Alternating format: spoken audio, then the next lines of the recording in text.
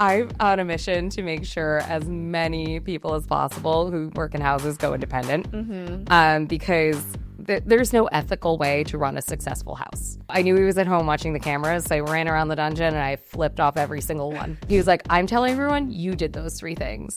Oh, that's awful. Oh, yeah. So I immediately forwarded the email to every single person that worked there. I just love the idea that all these years later, I am still making his life hell. Are you trying to give me diabetes? Do you want me to lose my feet because I've made you do so many dirty foot scenes that you don't want to have to do them anymore? And he was like, I'm just trying to bake for you. I'm ready to quit the sex industry entirely. I have done a lot to support the troops. And that's my weakness. I during Fleet Week, have to staple my clothes on. What's an essential aftercare ritual? Not so great at aftercare. Welcome back to Uncensored Tomie fans. Today's guest is Elena De Luca, New York City-based pro-dom, fetish film star, producer, and kink educator with over 15 years in the scene. Known for her fluid, chemistry-driven femdom style, Elena doesn't follow scripts. She builds power in real time. Her work blends discipline, control, and psychological play shaped by a boot camp approach to training and deeply intentional sadism. Elena, welcome to Uncensored. Hi, thanks for having me. I'm so excited for you to be here because of your extensive experience in the scene. I would love to know, to start off, what's the biggest change you've noticed in the city's BDSM scene in the last 15 years? Because it has been a journey. It has been a journey. I feel like, and maybe this just because it's part of my own personal mission, I feel like a lot more of us are working independently and working, but like not from houses, but like as a community instead of being separated into houses and held in those spaces. Like New York used to be full of really big houses, and now it's full of lots of independents with their own dungeons. Yeah. And I think that's a beautiful thing. Did you get started in the house system 15 years ago? I did. Actually, I just realized I did the math. I think it's almost 17 years. Oh, I started in April of 2009, and I started at the Dungeon of Mistress Jasmine, which is now called Donatella Den. So it's still around, but they did move and change names, but still the same owner. Okay. So I have a particular mission to make his life hell. So. What's the story there? Let's make his life hell live right now. Spill the tea. I'm on a mission to make sure as many people as possible who work in houses go independent, because there's no ethical way to run a successful house. And so I don't think that anyone who doesn't, have some sort of reason why they can't do their own marketing and such, should be at a house and have somebody taking 60% of your money for you to see clients that you don't even like. Yeah. And so I was fired from the Dungeon of Mistress Jasmine in 2010. And it was shortly after I had gotten in a fight with the owner via the phone girl. He was at home, like calling her and saying things to me and having her like play telephone, literally. Oh. And so I knew he was at home watching the cameras. So I ran around the dungeon and I flipped off every single one. And it's a huge dungeon. So this took me like 10 minutes. I had to like run to a room, like you run to the next room. And so a day or two later, he fired me with a list of things that I had not done.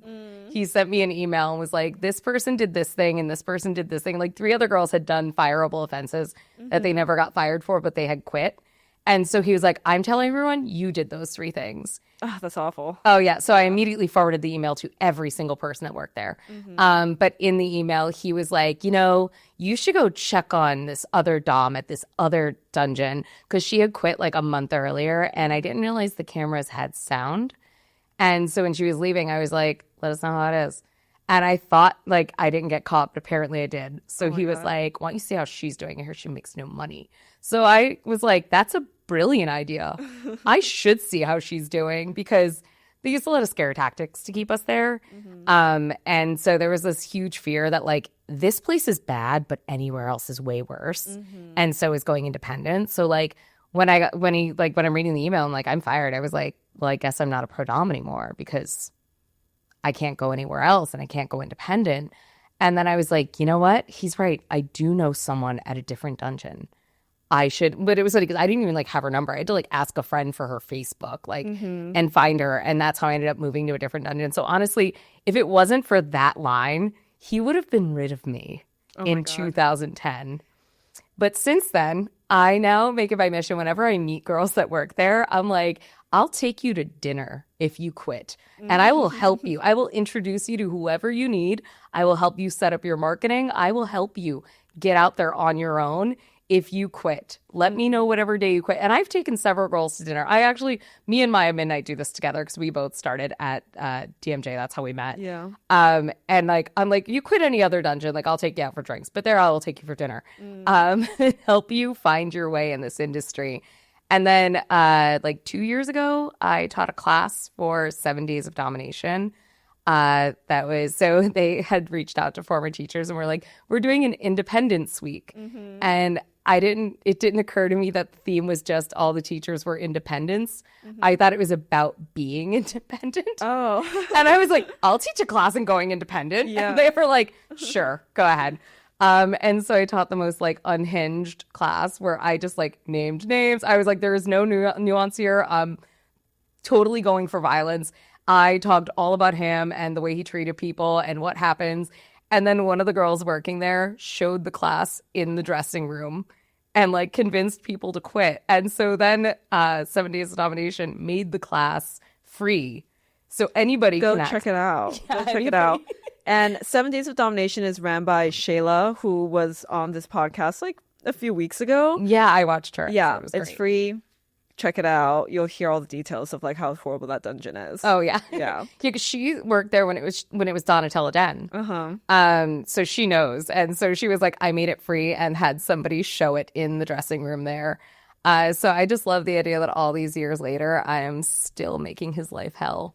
And personally, I feel like dungeons should be run at the very least by another pro dom. And what is the history of that dungeon to be run by this man who's clearly awful? I mean, I wasn't there when the actual Mistress Jasmine ran it, but I do know people that were. And from what I've heard, and again, this is, this is the mythology of New York City. I can't say for certain whether or not these are true fact details, but what I've been told from the people that were is that when she ran it, then she got really sick and he was one of her slaves. And basically she married her number one slave and moved to Jersey and left it in the hands of her number two slave. And that man hates his life. He hates running that dungeon. He wishes he had power over the girls there and does whatever he can to try and take power. He's one of those really sad powerless people that will just do anything to grasp at power. And just tries to belittle and put down dominant women because he's so mad that he got stuck in this role. Yeah, and he doesn't hand it over, so there's some weird psychology there too. I don't know if it's that he can't. I don't know. I don't believe she's still alive.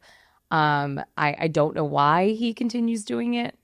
I mean, he even put in the effort of moving it and changing the name when it like became a little too hot. But I don't pretend to know his thought process, except for the fact that man is angry at life and just wants to punish us all. Yeah. Okay. If you are new, don't work there. Is the space rentable? Is this safe to rent for independents? I've heard you can rent there, but it's way more expensive than anywhere else. Okay. It's like, it's like $90 to $100 to rent from most dungeons, and it's like it's definitely over $100. Really? I haven't heard of anyone renting there in a while, but is there a lot of equipment there? Or it is a beautiful place. I'll give it that. It is a beautiful space, and it has great equipment, a lot of built-in stuff. When I worked there, a lot of times, a lot of that was always broken. But honestly, if you want to go to a big house, you want to use a space that has beautiful rooms and broken furniture, I go to Pandora's instead if you're in that sort of mood. But honestly, support someone else like, Mr. Shayla, or hit me up if you're gonna rent. Those are much better spaces, and give them back to the community instead of men. Don't go there. Don't go there. Run by awful man. And I would love to know, like, what is it about your upbringing that led you to being a pro dom, to like standing in your power? What's that journey like? Honestly, I didn't have any real exposure to kink. When I was growing up, like, you'd see like jokes on TV and stuff. So I remember in high school, people would ask like, what do you want to be when you grow up? And being a smart ass, I used to be like, oh, my best friend and I are going to be tag team dominatrixes. I'm assault and she's battery. And like jokes that we had, like, I don't know where we pulled that from, like, but we used That's so good. Yeah, and actually like a year or two before I even became a dom, we actually ended up doing it for a Halloween costume because we thought we were hilarious. Looking back, I'm like, these outfits are so bad. But What was the outfit? oh god, we literally wore like denim skirts and like corset tops. Oh And, my like, God. and like I went to some like West 4th Street sex shop and bought like a tiny little flogger that we like took turns carrying around. When you know though, were you Yeah. always defiant and rebellious? Oh yeah. I was always like, my mom used to joke growing up. I have an older brother, and then I had like 2 boy cousins that were born around the same time as like me and my brother. And my mom was like, I'd have 4 kids in the house, 3 of them boys. And if something broke or someone was crying, I knew exactly which one of you did it. She's like, it was always you tormenting them. Yeah, so you really fell into the career that worked naturally. Some people are born for this job. Yeah, honestly, it's a calling. Yeah, like, and I just had to find it. truly, and I think for DOMs, like the turnover rate is really high. People don't really realize this, but if you're not made for this, it's usually like within 2 to 3 years, you end up doing corporate job or like you go to another part of this industry. And you really do have to be like wired to do this long term throughout all the different changes. I would love to know like what your first session was like then. Did you play in a lifestyle way prior to pro-doming, or did you kind of jump into this world and then learned all about the kinks and fetishes that were already part of your personality? Yeah, I jumped in. I had no idea. Like, I didn't realize that some of the things I was doing at home had names. I totally was like, this is normal behavior. And my friends are like, no, it's abuse because you're not getting consent. So when I started this, I remember like my first week as a dom, I went into like a meet at the dungeon and the guy was like, gave this list of things and I just not in my head. I was like, oh, yeah, sure, I'm into that. And I walked out and I asked the other girls, I was like, what does CBT mean? And they were like, honey, like, what are you doing here? Yeah, my first session was with someone who is famously like everyone's first session. Oh. He doesn't really session in person much anymore, but back in the day, he would just always like, he would come in almost every night and he would be like, who's new? And he loved being everyone's first session. His name is Smoking Steven. We still talk on Night Flirt once in a while. And basically his session is he has this like gag that's this tube. And he's like, I don't smoke, but I love what other people do. So you would smoke and just blow the smoke into his tube. And he kept his own time. He would bring playlists and his playlists were all exactly like 55 minutes. So he like knew to clean up and stuff.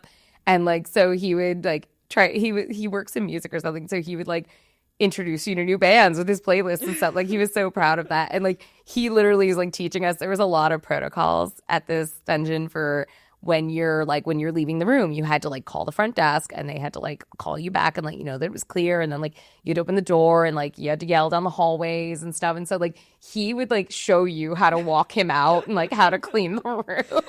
Like he was like the mentor for a lot of new girls. He loved doing that. Like honestly, I swear it's part of his kink is that he loved being the first one to show you how to do this. It's honestly kind of sweet that he was like, I think a lot of times for a new dom, the first experience can like really make it or break it. And to have someone who's like vetted, safe, also does this all the time for whatever reason, it's kind of sweet. Yeah, he's a great first session. Do you have a sub that has gone on this kink journey with you since day one? Do you have an early sub that's been with you for the last 15 years? Or like a long-term dynamic like that? I mean, I do still occasionally chat with Smoking Steven. And I have a couple of people that I met like in the early years. There's 1 or 2 that are actually still with me from Jasmine's. Because when I was there, like we were really closed off. We weren't allowed to handle our own marketing in any way, shape, or form. So you weren't allowed to like I couldn't even write on my Facebook page, which, by the way, was 2009. It's the reason I keep mentioning Facebook. It was the main place on the internet. You couldn't even say, like, on my personal one that I am a professional dominatrix. So, like, we were really closed off to the rest of the world. You weren't allowed to be on Night Flirt or anything like that. Like, you get fired for that. So it wasn't until my second dungeon when I started to, like, be able to have an online presence and keep up with clients on my own. A couple people from Jasmine's found me after that. But, like, you know, there's no one that really – there's only a handful that, like, found me since then. And we still occasionally talk. But I do have some guys that have been with me since, like, 2010 and 2011 when I, like, started to branch out on my own. And they've been with me through that whole journey. Yeah, and what keeps them with you? What are some submissive qualities that really allow them to be in your inner circle like that? It's that they see me as a whole person. The ones that have been with me have done things like taken me on trips or, like, you know, one of my personal favorites, and he knows he's my favorite. He is, like, the one person that I'll just hang out with. And he would, you know, call me on Night Flirt and stuff, and we would spend 45 minutes just chatting about our day before we actually got to the session. And so one time I was having a really bad week. This was probably around, like, 2014 or 15. I was having a really bad week. That week I was in LA and I was just, like, trying different things. I was working out of a house when I was in LA.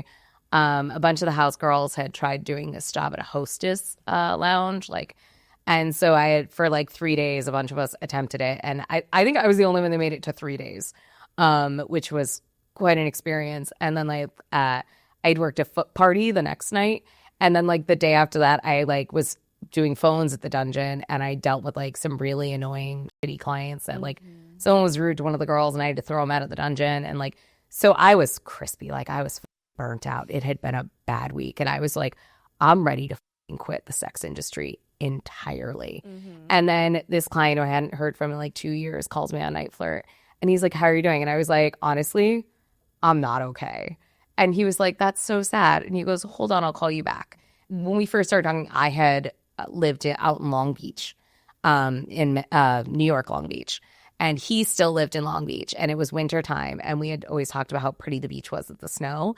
So he went out, got in his car, drove around, took photos of the beach covered in snow, and then sent them to me and called me back and was like, I hope this cheers you up. And the fact that he had put in this effort, like, I've told him about this story. I'm like, you saved my career.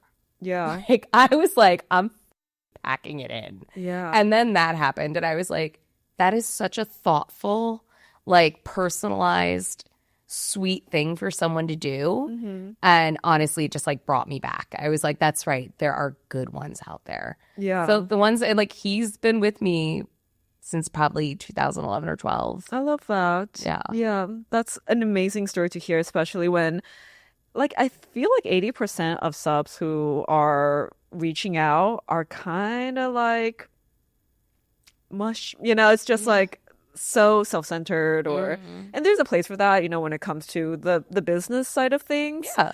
But the ones that have lasting power are really like, they get you, they understand you, they, like, really love you for who you are and the dominance that you exhibit in their lives.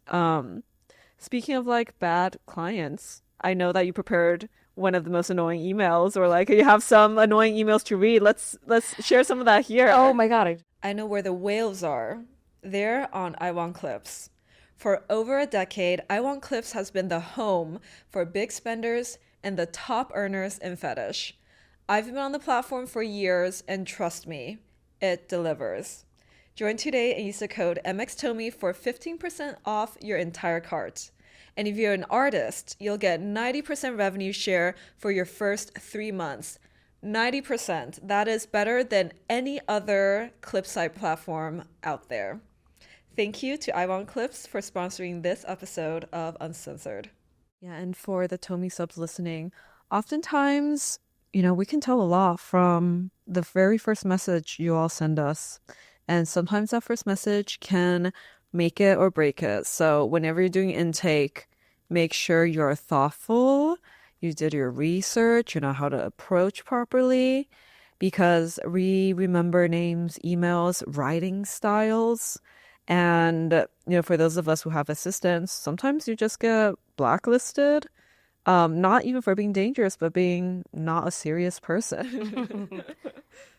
Yeah, honestly, like just not following the rules. Like I know there are epic emails and I thought I put them in a folder. I'm looking through my banned clients folder. Yeah. But honestly, most of the time they all are kind of the same of just epically bad where it's like they just write their entire fantasy out in your email and like And you're like, off while you're writing this. oh yeah, and like they just like assume they've got the position. So they're like, all right, here's what we're gonna do. You're gonna meet me at this hotel on this time and date. You're gonna bring 3 friends with you. I'm only gonna pay $100. All 3 of you are gonna be naked the entire time. You're like, you guys are gonna do this to me and that to me. Like, and they're gonna list off like one of you is gonna castrate me, and then while that's happening, like someone else is gonna be sitting on my face. I don't notice that I'm being castrated. Like I get emails like this all the time. Oh, that's so annoying. And you're just like, no. And they get so upset. But honestly, the emails that really upset me the most are the ones that, like, I had a guy the other day. I just ripped someone a new one because he came into my inbox and was like, hey, can I book session? Everything seems fine, right? So I'm like, great first impression. Sure, let's go ahead. Here's how you send the deposit. Crickets, which happens a lot. You know, you're like, send the deposit, which in my first response, I'm always like, so you're going to have to pay a deposit to book this. And so I'm like, send the deposit. Crickets. 2 days later, I start getting weird emails from some company, like it looks like spam, right? Something I've never heard of is like, you've got a gift. Click this link. And I'm like, spam, just marking it spam. Like 4 or 5 of them come in. And then like a day later, he's like, mistress, I sent you the deposit on this app. If you don't mind, like getting, if you use that app, like open it up and get the deposit for me. And I'm like, that's not the fucking rule I gave you. That's also, not what I you told want me to click a weird link. I was like, is this a phishing scheme? Like, have the Trist phishing like emails like gotten this sophisticated that they're like, oh yeah, no, I'll send a proper email and then be like, random gift. Trust me. And I was like, no, dude, I'm not signing up for something else that I don't have, like, for no reason, when also I gave you the rules. I explained very clearly in the emails and also on my website how to send a deposit. You just took it upon yourself to do something else. So I was like, you know. And he's like, oh, okay, I'm so sorry. Sends it again. And he's like, it's a totally reputable app if you just click the link and download the gift card. And I'm like, I'm sorry, wait, now there are layers to it? It's not just I can get my money. Now there's also, what gift card did you buy me through some random app I've never heard of? I'm like, the f*** even is that? And he's like, oh, I'm so sorry. Sends it again. Oh my God. And he's like, well, I can't seem to revert it. So if you could just accept it or at least go in and deny it. And I was like, why am I gonna this man is trying to give me like, what are you trying to do? That is so sketchy. What's the app so that we can call it out? It's called Raise, which I've never heard of. He swears is like a place to buy gift cards, which fine if I used Raise, if I had told you Raise. Like, if I had at any point given you the idea that this was an okay thing to do, one thing. But like, this was a new level, but I get things like this like 5 times a week, and it drives me insane. This is why I need an assistant. I was like, at a certain point, like I have no patience for it. Also, like, how hard can an Amazon gift card be, right? It's everywhere. It's literally everywhere. That's the gold standard for all of us. Right? Because I'm like, I being around for so long, I've been kicked off a lot of payment platforms. And like, I've just seen a lot of them just go the way of the dodo bird. You know, like I've seen so many of them be here, be great, and then get taken down because they were good to us. And the laws don't let them be good to us. Yeah. So like, I've seen it all. And I'm like, you know what? My old standby is always going to be an Amazon gift card. Because you can buy it online quick and easy, or no paper trail. Go with cash to a store, pick up a physical one, and just send me the claim code on the back. Simple as that. Yeah. Like, it's simple. It's easy. I've detailed every step for you. If you can't figure this out, then we're not going to be a good match anyway. Yeah. No way. This is half my emails is, if you're too stupid to have figured out what I so clearly stated, then we're not going to work anyway. Yeah. Yeah. I would love to talk about, like, you mentioning you have a military fetish and using a boot style approach. When you say breaking someone down and rebuilding them, what does that look like in practice? I mean, it's a really personalized approach. I feel like there's no one way to break someone down, but in general, I do like to start in certain areas. Like, one, physically wearing them down is a great way when you're going boot camp style, because people are weaker mentally when they're physically not all there. You know, when they're fighting to keep themselves standing up or doing a task. You know, it's like a game of distraction, and then you can start noticing their weaknesses and start noticing what they seem insecure about. And then you can go into those areas and start asking questions, start making comments that you know are going to hit those buttons. And slowly, they don't know where up and down is. They don't know what's right, what's wrong. They don't know who or what is happening. And so they start just like, I'll answer whatever the right answer is. They no longer have their own thought, their own opinion. They're just happy to take on whatever you tell them. And that's why I like to go at it. My military fetish honestly started young. My first husband was a Marine. I have done a lot to support the troops. And that's my weakness.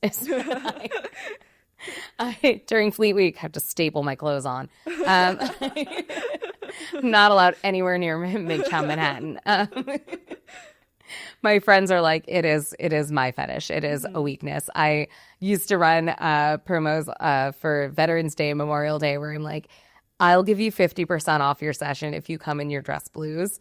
I'll give you a free session. Uniform. Oh, yeah. I'm like, and I'll give you the free session if I can remove them with my teeth. Oh, my God. Love. No one has ever let me do that, unfortunately. Well, hopefully someone listening can do it now. Memorial Day's a few months away. Yeah, free session. You're like counting down to Memorial Day. Fleet Weeks are coming, boys. I would love to hear about, walk us through one session where you really broke someone down. Like, how do you wear them down? What kind of questions do you start asking? You know, like the whole thing. I usually start to wear them down by putting through some sort of physical pace. And that depends on what they're into. Some of my favorites are, back in the day, I used to do a lot of like literally make them do boot camp style like workouts and go all drill sergeant on them. I love making someone do push-ups with my heel in their back, like watching them try to struggle and fight me. But you know, some people physically can't do these things. They're just broken by the first one. And so sometimes I like to make them feel helpless and then let them know that I'm in charge of their body now and use any reaction I get from them against them. I will, I have one person that personally right now, we do a lot of really heavy tease-and-denial play that just like, he literally leaves shaking. He arrives shaking at this point, but he always leaves like broken down and shaking. Like he doesn't know his own name by the time we're done. And basically, like, I just make him feel helpless by completely strapping him down. And then I will start asking questions and start telling him, like, as I'm, like, maybe removing a layer or two of what I'm wearing, like revealing the lingerie underneath, whatever, as I'm doing it. So he's distracted by that and start asking questions about, like, why he wants to serve me. And, of course, every answer is wrong. There is nothing good enough you can say that will be the right answer. And like, as you start twisting their words, you start being like, oh, you want to serve me because it feels good. So your pleasure is more important than mine. You want to serve me because it makes you feel useful. I'm sorry. You want to feel good? The point is that you're supposed to make me feel good. Like you start doing things like that. And then they start being like, oh no, I want to improve your life. My life's not good enough. Wow, is that what you think of me? They start tripping over themselves, freaking out, trying to find something. I one time had a personal slave who tried to like win me over with treats. And I was like, wow, do we do so many foot scenes that I've broken your foot fetish? So you want to ruin my feet? And he was like, what do you mean? I was like, every time I see you, you bring me like strawberries stuffed with cheesecake. Like, you bring me all these things. Like, are you trying to give me diabetes? Do you want me to lose my feet because I've made you do so many dirty foot scenes that you don't want to have to do them anymore? And he was like, I'm just trying to bake for you, miss. They cannot win, and that's the rule. Never let them win. Everything is wrong. Oh, that's so good. I love that. I feel like there's like the generation of doms where it's like very strict disciplinarian, you know. Sometimes it's a lost art with this like new generation of like sensual, you know, girlfriend experience doms. Have you seen that shift to something a little bit like more softer maybe in recent years of like the new generation of doms? It's funny because this is like into my TED Talk. Being around as long as I have, there's been a lot of talk about this. And so I'm friends with a lot of people that have been around twice as long as me. And so they've seen a lot of things too. And there's a constant battle in this industry over the sensual versus strict or like sensual versus sadism. And now like, you know, we used to have to be, we're doms, we are robots, we are not sexual beings in any way. We are strict and we are tough and we are goddesses that are untouchable. And then it was like, how dare sex workers also bring sex into domination? And I do see that a lot of that, I think, came from, because when I started, there had been a lot of raids right before I started. And so for legal reasons, when I first started, we had to keep a really strict wall. Like, we didn't want to get taken in with that. So we used the privilege of being, I'm just a dom, to help protect ourselves. And then as that got more lax and society has gotten more okay with things, and, you know, like they don't prosecute for full service anymore. You still get arrested, but they won't prosecute. You know, things like that happen. People got more free to do these things. And so it created this line in our industry. And I feel like people still, because of all that history, feel like there's a choosing one side or the other. And I actually teach a class on Tease-and-Denial and how it is a sadistic act and how you don't have to be one or the other. You really can be cruel when you're teasing someone, when you're denying someone. You can be sensual and be a sadist because I believe it's just using every tool in your toolbox. Like the denial, because I'm like, we always say tease-and-denial is bad, right? Because everyone's like, oh, tease-and-denial just means hand jobs. And I'm like, tease-and-denial means that you are using something somebody wants, but you're not giving it to them. You are flaunting the idea that they can have it and then denying them. It's not called tease and give in. It's, you know. And yeah, maybe you do, but because also, like, I think that you do need to give in once in a while because you should miss that thing. If you keep a sub in chastity for years, he doesn't care that he's in chastity anymore. He doesn't miss jerking off. He's used to it. He's reached that like Zen state of like being above physical pleasure after like 5 years. But if you let him out once a week and ruin his orgasm, he's constantly chasing, wishing he could have that orgasm. Yes, amen to that. I personally love the intersection of sensuality and sadism, and for people who want to like hear that class, where should they find it? It's actually not recorded anywhere. I've only done it in person for programs. Well, sorry. Reach out to her in person for that class then. Yeah. Your little sister is also in the industry. So it runs in the family. Yeah. What does that feel like, look like? Well, she kind of did more of a brief stint in the industry. Okay. During COVID, she was graduating college. And then COVID happened for like the end of her senior year of college.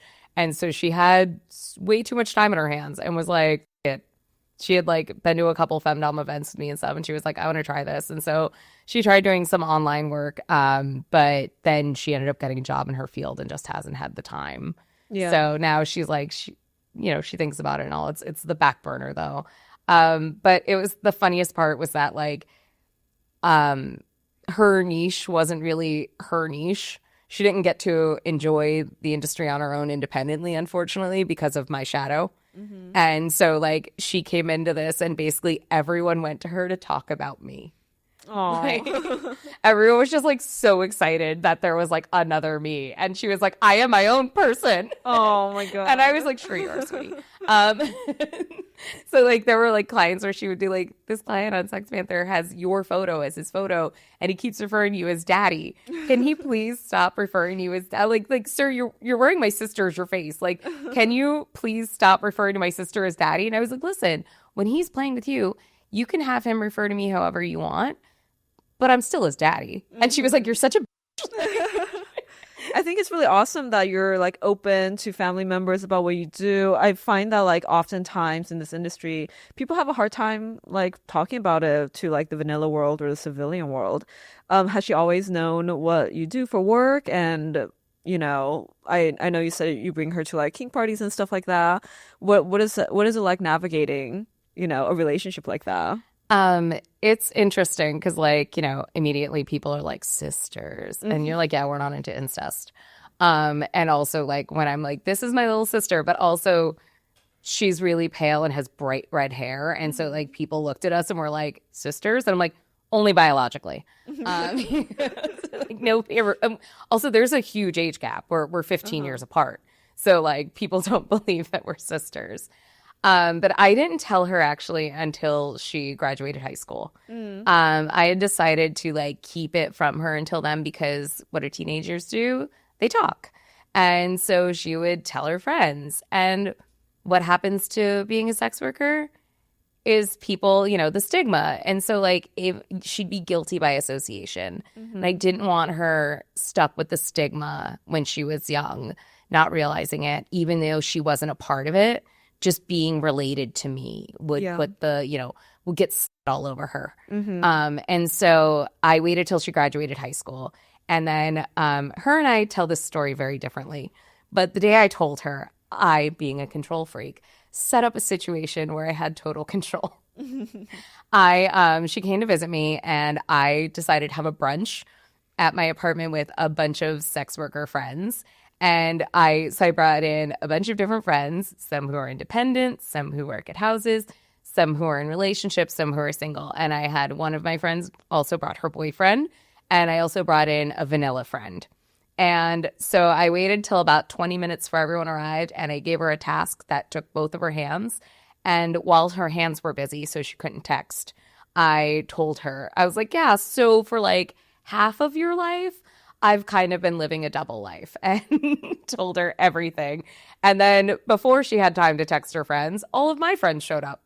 And so I was like, I created this environment because I wanted her to be able to talk to people besides me so she can get a well-rounded view. And that's actually a great plan. That's a fantastic plan. Thank you. She doesn't feel that way. She felt a little ambushed because she's like, yeah, I'm sitting here slicing stuff and she's telling me this and I'm like, I cut a finger off.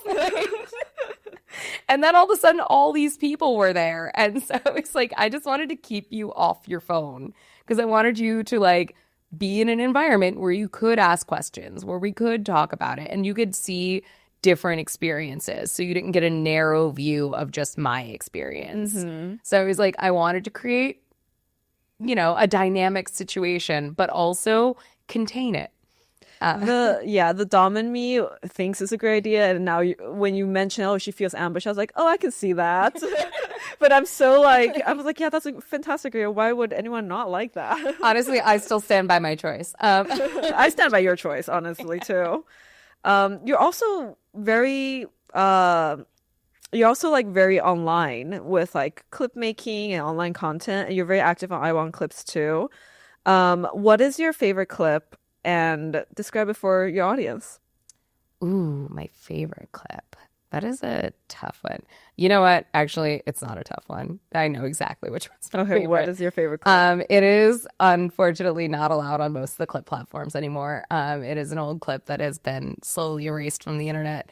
But it is a 3-part series that me and another Dom made called Vow of Chastity. And we both dressed up as nuns. And we did terrible things to a priest. So in the first one, we catch the priest off on the prayer kneeler. And so we like make him do Hail Marys and we cane him. No, we don't cane him in that one. we put him in chastity. We berate him and humiliate him in the first one. And then in the second one, we put him up on the St. Andrew's cross and we cane him and we call that one penance. And then in the third one, which my personal favorite is the third one, is when we tie him to the prayer kneeler. But we tie him in a way that the rope is wrapped around his dick and around his hands, and he's stuck in the praying position. He's on his knees on the kneeler. She is standing behind. And my favorite porn line I've ever written. So we're wearing like real nun looks. Like, I mean, they're Halloween costumes, but like full modest nun, not like sexy nun. And under it, she has a dick on it, and we wrote on the Lord. Oh my God. And so when somebody, like the way she lifts her dress, it just like floats up. She pulls it up and just reveals this massive that says the Lord. And the priest goes, "Oh my God, where did you get that?" And I'm so proud of this line. She goes, "The Lord is always with me." And it's my favorite line I've ever written. And then so she starts him with the Lord, and we called this one Receive the Lord. And so while she's doing that, so his hands are in this position, but also there is a flogger in between them. So he is self-flagellating. Now, when he pulls the rope, it's him off. Meanwhile, I pull out my tampon, I squeeze it into a bowl, and I baptize him because I'm an ordained minister. I baptize him with my blood to cleanse him of his sins. Oh my God, that clip sounds amazing, and I can't believe it doesn't exist on the internet right now. It does. It's still honestly. Where can I find it? It might still be on Clips for sale. Okay. But if it is, that's only because it's up for review and has not been reviewed yet. So like, catch it before they do. Yeah, absolutely. I think it's been removed pretty much from everywhere else because of, one, the blood, and two, religious play is not allowed anymore. Oh, really? A lot of places don't allow religious play anymore. Oh, I did not know that. What a state of the world we're in. I know, devastating, because I was raised Catholic. I love doing Catholic stuff. I never get to wear my nun uniform anymore. I even have Catholic schoolgirl outfits for my subs to wear. Cute. Yeah, I would love to do more nun play. But yeah, after this though, like we sat down for like 3 days. We didn't film again. Like we just were like, so what do we do with ourselves now? Like we're never gonna top this. Like, so we just close up shop. Like this was our magnum opus. There's so much censorship online too, and you've lived through a lot of it. What has some of the big changes in terms of what's allowed online and how that's shifted and how censorship looks like now? What have you seen in terms of the trends? Oh, God. Because I feel like it's so strict now. It's so strict. That's why I'm like, I keep warning people. I'm like, honestly, I only post POV on most of my stores because I just, since their creation, they've had stricter rules than something old like Clips for Sale. And so that Clips for Sale is the only one where I post stuff with subs, which I don't even shoot stuff with subs anymore because all those videos are getting taken down. Because I've had so many videos taken down because I'm doing like heavy corporal punishment, which corporal punishment is no longer allowed as a main category. A couple of years ago, they removed it and changed everything in the corporal punishment category to female wrestling, which I think is the dumbest switch. I was like, you couldn't have put it under domination. Yeah. No, they changed. So you had to go and like edit your own clips and like change that out. But so I get them taken down all the time because if a sub cries, yells, acts like they're trying to escape, or like screams in any way, like says ow, that's considered revoking consent. And so now you have to take the clip down because the sub revoked consent in the middle of it. And I'm like, what the fuck do you think the point of a beating clip is? To make someone say ow, to make them yell, to make them squirm. Like, how am I supposed to hurt people if I can't hurt people? It is so difficult now. Like, I remember when I'm not on OnlyFans anymore, but even for bondage, you have to have one limb out. Yep. And I was like, the whole point of bondage is so that you cannot move. I had a latex back bed video taken down because he was like squirming a little bit too much. And I was like, he's having the best time with his right now. And it can't exist. How do you work around this? Do you have your own digital site now? Do you have a favorite platform? How do you kind of like navigate that during this point in time? Yeah, at this point in time, I just try to diversify as much as I can because I love these clip stores, but they come and they go. I've been around longer than most of them, and I've seen so many start up and go away. And so, because I've been posting content on the internet since 2011, maybe 2000. You're one of the early ones. Yeah, I mean, I'm like, it was the Wild West back then. Basically, we had clips for sale, and we had a couple of other things that like have disappeared since, because they were just outdated or the rules it's too strict. And so like I've been posting. I mostly use clips for sale, IWantClips, ManyVids, and Loyal Fans are my four. But honestly, I'm closing my ManyVids on February 1st because they're The policy anti-sex change? work now. Yeah. I saw the policy change too. Like, how are you a porn site that's anti-sex work? Yeah. So yeah, I'm done with that.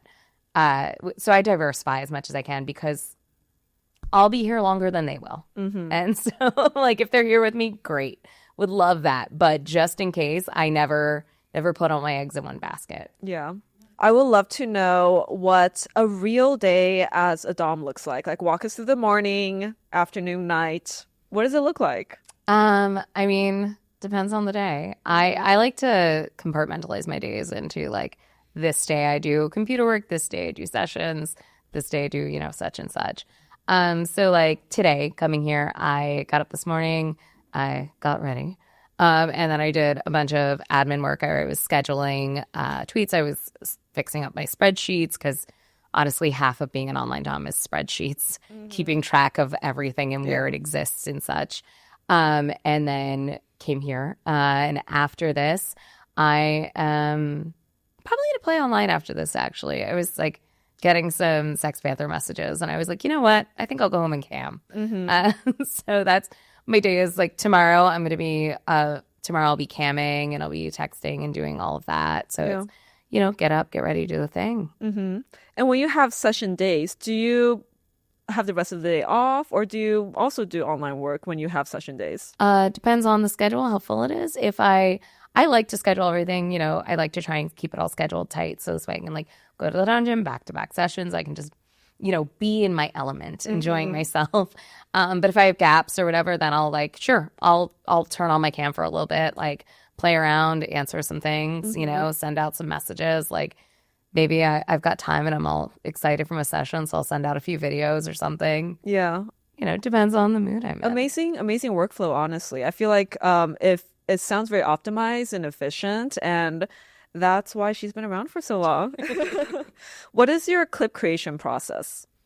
Script writing to filming to all the whole line. Oh, it's that is a well-oiled machine. So I go into a shoot. I am really bad about like getting myself to set, like making myself be like, this is going to be the day that I'm going to film is the hard thing. But once I'm there, I'm a powerhouse. So I like to plan out all of my stuff beforehand. So I have a spreadsheet with all of that. I plan out the outfits, like every detail of the outfit is listed. Every clip I'm going to shoot in that outfit in that order and like how I'm going to break them down. So I like to film a lot at once. And so I don't have to do it all year long. Like I don't like to film in the summer because it's too hot without the AC and the AC is a noise problem in the background. So I film like January, February, March, and then like again in September, and that's it. Unless I get custom orders in between, and then I'll like do a one-off for that. Yeah. But so I'll do anywhere from like 50 to 60 clips in a like little filming week. Because again, I batch it together. So in a day, I'll do 15 to 20 clips. I plan 3 to 4 outfits, and I do 5 clips in each outfit. Because I used to do 3 at a time in each outfit, but now my stockpile is big enough that I can spread out. So my page isn't all me in one outfit. So I can spread it out. Now I'm posting clips that I shot in September of last year and clips that I shot in 2022, are back to back. So I will do that and I'll have it all on the computer screen. So I like get in, I get set up, I get my lights and everything in place. I shoot the 5 videos and then I shoot I do a photo set. I do a couple smaller videos focusing on elements of my outfit or just, small things that I can like send out on loyal fans and things like that. And then I'll change to the next outfit. And it's funny, Shayla's usually, I do this at her dungeon. So Shayla and I will like buddy system where she'll be like cleaning her office or something while I'm doing this, and I'll just come out every once in a while and be like 5 clips done and like run back in and like change outfits and then come out. Like it takes me about 45 minutes to an hour to do each set. And then I'll like the end I'll come out and be like, one more outfit to go, when I hit a slump, like she yells at me to get back in there, which is great. So I'll get my like I was trying to do this with 5 outfits, but 25 clips in it I found was just a little too hard on me. I mean, I can barely do like 5 a day, to be honest. Like the energy it takes to do that is a whole different skill set. It's a whole thing. Like I used to film like 8 in a day, and for a long time because I was good about. I had my list. I had, this is my outfit. This is what I'll do with these. I would fit like 8, 9 in a day.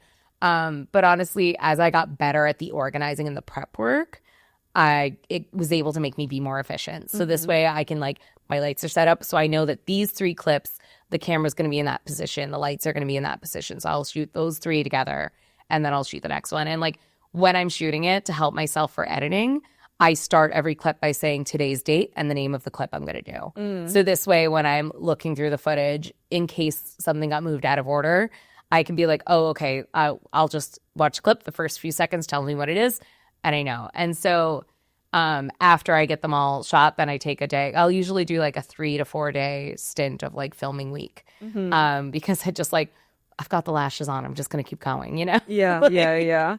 That is such a fantastic workflow. And speaking of clips, we are going to go into the IWantClips quickfire section, sponsored by IWantClips, where you can find Elena's many hundreds of clips that you can just binge over and over again. This is going to be short answers only. First thing that comes to your mind, like 10 seconds or less. Are you ready? Yeah, I'm ready. Okay. Pain or denial? Denial is pain. Okay. Most misunderstood part of being a dom? Ooh, that's so tough. That we're not constantly domineering. What is your favorite reaction from a sub? Quivering. Oh, that's a good one. I haven't heard that yet. What do submissives get wrong the most? That denial isn't pain. What makes someone a bad submissive immediately? Not following my protocol. That expression said everything. You're like, I have so many stories about that. What's a dungeon essential you can't live without? This is silly, but I got this in a gift bag at an event once, and it's a tiny little leather slapper thing. It's like this big, and it's got like a slanted edge. It is one of the most versatile things I've ever had. And it literally says Whippler on it because I got it in a gift bag at an event where there was an app called Whippler that sponsored it. Oh, cute. Probably 10 years ago. Okay. It is incredibly versatile. Hopefully it's still around because I'm going to look that up. Oh, Whippler is long gone, but the toy exists. Okay, the toy exists. I got to try to find it somehow. What's a fantasy that you get requested a lot? Oddly enough, being a roommate that spanks you. Interesting. Yeah, people don't tend to, a lot of adults don't want to get spanked for childish reasons. So they want some roommate who has weird, strict rules that require her to spank you. That is fascinating. What's an essential aftercare ritual? Not so great at aftercare. Don't go to her for aftercare. Did you die? You're fine. It's like, yeah, literally. You're like, I'm done. You're out. Yeah, I'm like, catch your breath. You're fine. You good? Okay. And to end, what does being uncensored mean to you today? It means being able to just go no nuance and talk about what people own houses. And on that note, never go to Donatella's unless you're renting it independently. Even then, go somewhere else. Thank you so much, Elena. It was so lovely talking to you. And I'll definitely be seeing you around. All right. Thanks so much for having me. Amazing. I know where the whales are. They're on IWantClips. For over a decade, IWantClips has been the home for big spenders, and the top earners in Fetish. I've been on the platform for years, and trust me, it delivers. Join today and use the code MXTOMIE for 15% off your entire cart. And if you're an artist, you'll get 90% revenue share for your first 3 months. 90%. That is better than any other clip site platform out there. Thank you to IWantClips for sponsoring this episode of Uncensored. Let's be clear, what you're hearing right now is the edited version. The real conversation, the parts that get censored on this platform that make people uncomfortable, the pauses and the truths that don't survive on this platform, YouTube, is live on Patreon. That's where I don't have to censor myself. That's where guests stop holding back. That's where you get the full experience. I also do a bunch of BTS videos, me reviewing old podcasts, me commenting on different shows that I've been on. So check it out.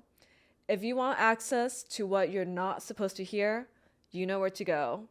Patreon links in the description. Choose accordingly. Thanks for watching this episode of Uncensored with MX Tomie. Don't forget to like and subscribe if you're a very good sub. And don't forget to follow me on TikTok, Instagram, Facebook, and Patreon, and all the other apps that I'm on. I'll see you on the next one.